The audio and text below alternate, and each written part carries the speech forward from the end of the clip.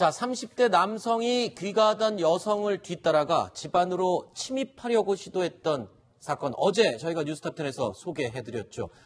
경찰의 수사망이 좁혀오자 직접 자수를 한 피의자입니다. 당시 음주 상태였다고 말하면서 음주 감형을 노리는 게 아니냐라는 공분을 사기도 했었죠. 그런데 추가적으로 공개된 CCTV 영상에는요.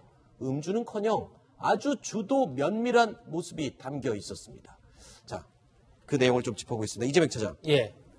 지금 나오는 이 영상 정말 간발의 차로 이 여성이 변을 모면할 수 있었던 그런 순간인데 추가적인 CCTV 내용에는 어떤 충격적인 내용이 담긴 거예요? 그러니까 어제까지 본 것만 해도 방금 말씀하신 것처럼 정말 간발의 차로 문을 닫혀서 정말 큰 변을 이제 피한 그런 상황까지 나왔었는데 이번에는 그 남성이 도어록에 휴대전화 손전등을 비춰서 비밀번호를 풀려고 하는 그런 모습도 있었고요.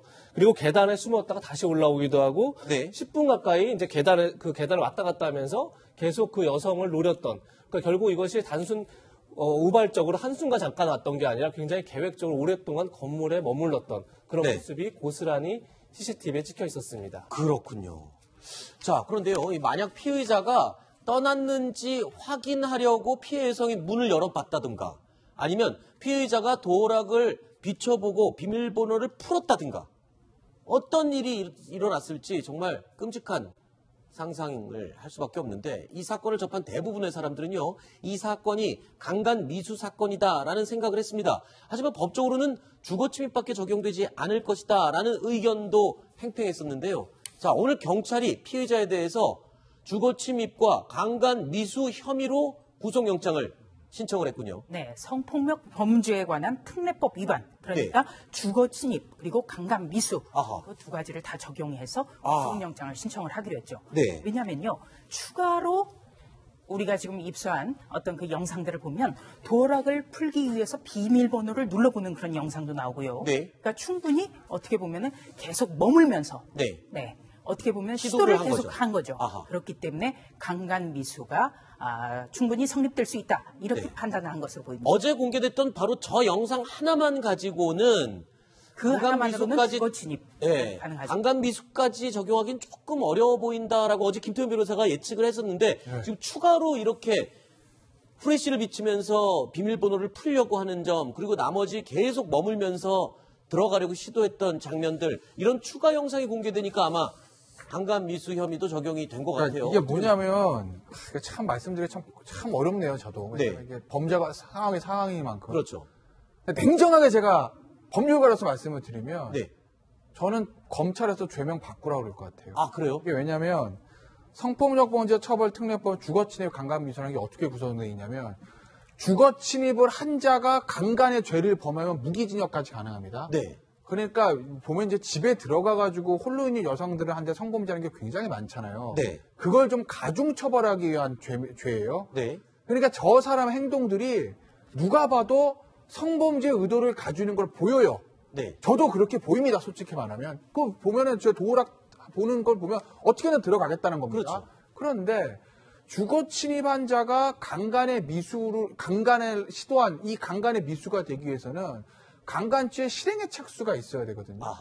그러니까 예를 들면 집에 들어가서 뭔가 좀 성범죄를 범하려고 하는데 실패했다. 이런 경우에는 주거침입 강간 미수가 되는데 이게 지금 집에도 들어가지도 못한 상태이기 때문에 과연 주거침입 강간 미수의 실행의 착수가 있다고 인정받을 수 있을까 법원에서? 뭐 경찰 입장에서는 뭐 저렇게 해서 영장을 신청할 수 있을 것 같은데 제가 저 담당 수사주의 검사라면 죄명을 바꾸라고 저는 영장 청구 반려하고 재수사 지시를 내릴 것 같아요. 알겠습니다. 그러니까 저 사람을 처벌해야 된다는 당위성과는 상관없이 제가 말씀드린 겁니다. 변호사 입장에서는 또 이런 가능성을 충분히 분석을 할 수가 있겠군요.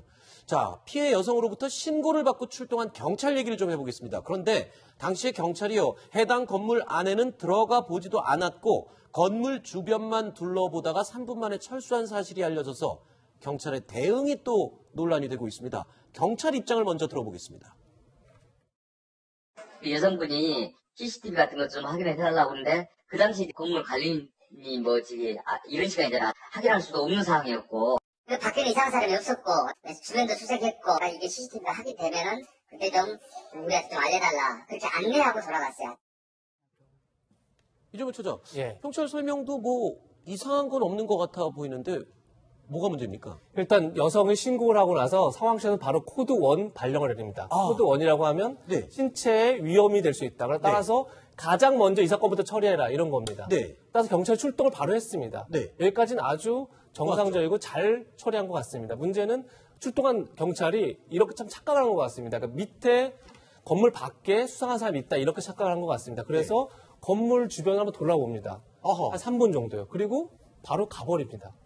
그 사실 지금 아까 저희가 이제 화면 통해서 여러 번 봤지만 계단 위에 올라와서 문 밖에서 계속 문을 열려고 여러 번 시도를 하고 또 건물에 숨어있다 나타나기도 하고 이렇게 해서 여성 입장에서 굉장한 공포심을 느꼈을 텐데 경찰 입장에서는 건물 밖을 한번 둘러보고 갔기 때문에 경찰이 너무 코드원 지적을 받았으면 좀 더 적극적으로 대응했어야 되는데 좀 그렇지 못한 게 아니냐 이런 지적을 받고 있는 겁니다. 이게 경찰에 대한 여론이 안 좋은데 한 가지만 추가로 말씀드리면 이 장면에서 그 피해자도 또 이 관심 있는 국민들이 볼 때도 느긋 부실이라는 거죠. 제대로 건물 내부를 확인 안 한 것도 있는데. 저 사건은 건물 내부로 쫓아 들어오는 사건이잖아요. 코드 1이면은 정말 당장 뛰어가야 돼요. 그렇죠. 숨을 헐떡거리면서 가야 되는데 너무 천천히 걸어갑니다. 주머니에 손 넣고. 예, 이 여성은 지금 당장 어떻게 내가 될지도 모르는데 생명의 위협까지도 느낄 수 있는 상황이라면 그렇죠. 빨리 정말 뛰어가야 되거든요. 네. 자, 코드 1을 지시받고도 느긋하게 집 주변만 수색했던 경찰 해명을 또 내놨는데요. 그 해명이 좀 그렇습니다. 한번 들어보시죠. 아까 제가 착각한 게 현관문 찌르면 또 배를 누른다니까 우리가 1층에서 배를 눌러도 그 위에 가잖아요. 2층에서 호수 누르고 해도 배를 열리지 않습니까? 네. 담당 출동했던 경찰관들이 저한테 그렇게 말을 해요. 1층 배인지 알고. 경찰에서 초동 대처가 문제가 없는지 한번 경찰이 스스로 돌아보고 좀 판단을 했으면 좋겠습니다.